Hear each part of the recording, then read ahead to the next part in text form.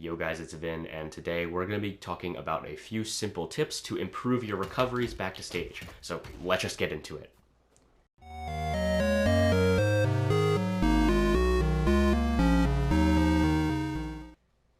Definitely the first thing I think that we should talk about is the move itself, recovery. Now, depending on which weapon you're using and the tech, like the strengths and weaknesses associated with your weapon, it can be more optimal to either use it first or last, or it can also just not matter. We'll talk about that in a second.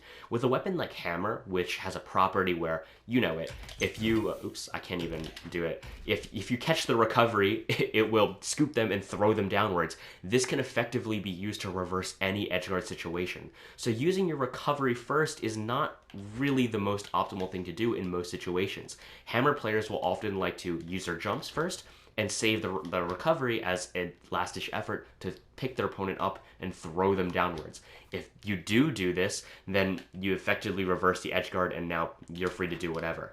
For example, if you have a lance, the strength of the lance recovery is that it covers a lot of ground. However, the main weakness is that if you can get caught out any time in this and the recovery is done. Not to mention that it's very predictable. So it's not very optimal to save your recovery for last because you show your opponent exactly where you're going. Even if the hitbox is disjointed and you're going to be able to hit people a lot of the time, better players will be able to snipe you out. Oftentimes, it's better to use your recovery first and rely on your jumps and snares and this tech, which I'll talk about later, to get back to the stage. However, be careful because just because I say that a lot of times it's better to use your recovery first doesn't mean that you want to be spamming recovery or instantly recovering. As with everything in this game, you don't want to be like doing things based off habit. You always want to be adapting to the situation. So if your opponent hits you off stage and then they throw a weapon like that and you use your recovery immediately, let's say go like this, that is bound to hit me or has a very good shot at hitting me. A lot of times if you're sent off stage or really far, there's a lot of space between you and your opponent, so there's ample time to react to your opponent throwing a weapon at you.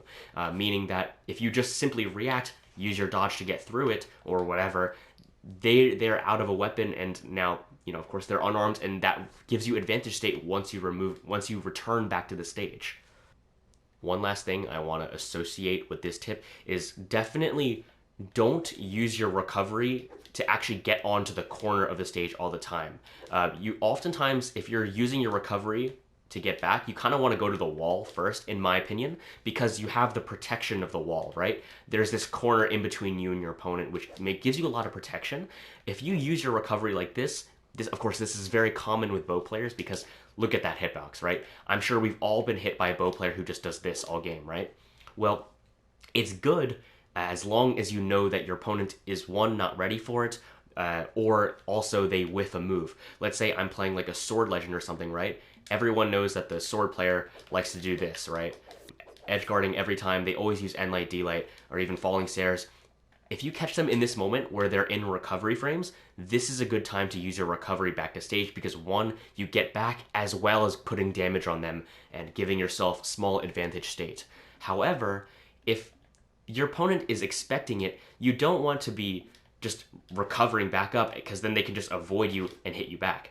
This especially applies to slower recoveries, weapons like blasters or axe, where if you're out of options, right, and you save your recovery last, this is very, very predictable. Your opponent can easily know where you're going to go, and they push you off stage, and now you have, since you didn't touch the ground yet, you're just going to fall to your death. It's much safer to just replenish your options on the wall.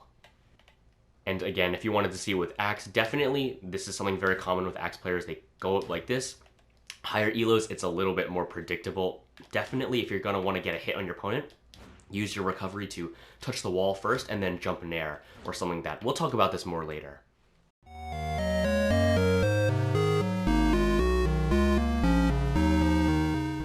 Okay guys, my second tip is if you only have a dodge left, don't dodge into the wall, but rather dodge up and over and then drift into the wall to replenish your options. This is really important when someone is edge guarding you, especially like these dumb edge guards, where someone just dash them ground pounds. It's a free stock for them if you have no options left and you dodge into the wall and they just hold the ground pound, because the moment you touch the wall, no matter how many active frames your dodge is supposed to have, the moment you touch, your invincibility frames are done and you're able to be hit now.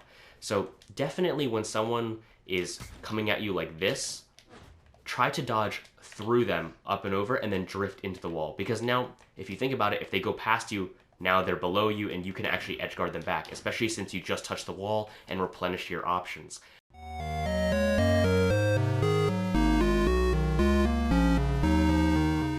Okay guys, tip 3, if your opponent is edge guarding you, like they're above you, and you only have jumps left, try to cover yourself with a hitbox.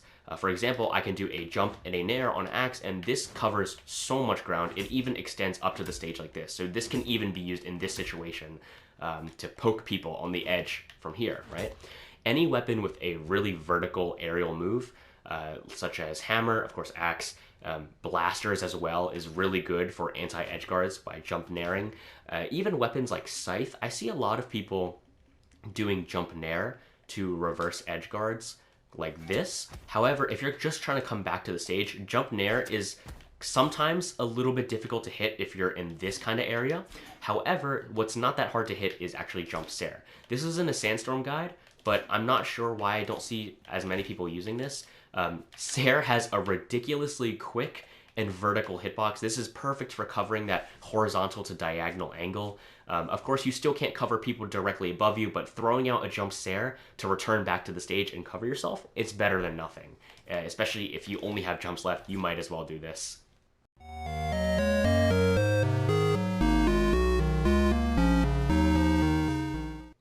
Okay guys, tip 4, utilize exhausted recoveries. Now I see a lot of people on axe doing this recently where they used exhausted recoveries to throw off their opponent, especially when they send people off stage, right? And they automatically use a recovery. As they trace them and they come back to stage with them, they throw a second one of these and the back end of the hitbox will just clip them and throw them downwards. But that's not exactly what we're talking about. We're just trying to talk about returning back to the stage in general. So in my opinion, one of the best ways to use exhausted recoveries to return back to the stage is, well, if you don't have enough time to throw a jump nair to cover yourself, let's say your opponent is right on you, it doesn't hurt to try to use an exhausted recovery because one, a lot of times your opponent isn't suspecting it, but also it's very, very quick, especially if you have a weapon like sword, gauntlets that's pretty vertical, even orb to an extent since it has a very big hitbox. It's very good for disrupting your opponent's recovery. Again, it doesn't need to do a million damage or kill them. As long as you disrupt their edge guard, you're in a good position to reset your options in the wall and continue on from there. Of course, some other weapons also have some ridiculous exhausted recoveries, like blasters, for example. This covers a lot of horizontal momentum, so if you get sent off stage really far, definitely consider using these. Although, of course, remember what I said before, don't save the exhausted recovery for last because this is really predictable. Definitely, if you're going to use an exhausted recovery, just use like one and then save your jump to get back to the stage like this.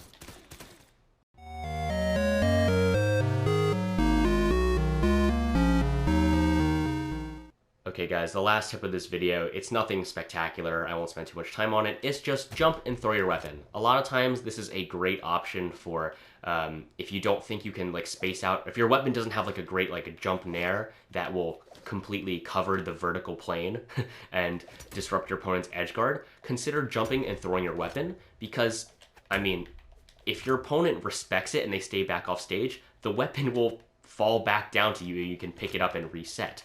If they don't respect it and they try to edge guard you and you throw your weapon up, this puts them in hit stun and you can get a free unarmed recovery. A weird tech that I like to do, you know, I don't know if this works in super high level play, but in my low diamond play, if I get this weapon throw like this and I hit the recovery, a lot of times I like to chase dodge diagonally down to the stage and throw out an unarmed move because a lot of people will be frustrated and they try to hit me or something and I can just disrupt them. Again, this isn't something that I know can guarantee you works in every level, but it just worked for me, so I thought I'd mention it. Anyway, guys, thank you guys so much for watching.